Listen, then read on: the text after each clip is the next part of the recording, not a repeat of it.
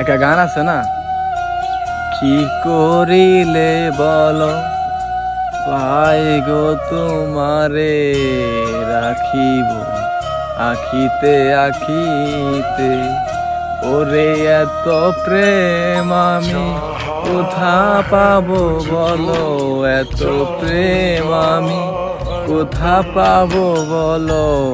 অর্থাৎ সাকিব আল হাসানকে আমি এতটাই ভালোবাসি, তাকে কিন্তু আমি সামনাসামনি কখনো দেখি নাই, তাকে আমি সামনাসামনি কখনো দেখি নাই, তার চোখ সামনাসামনি কখনো আমার চোখ দেখে নাই।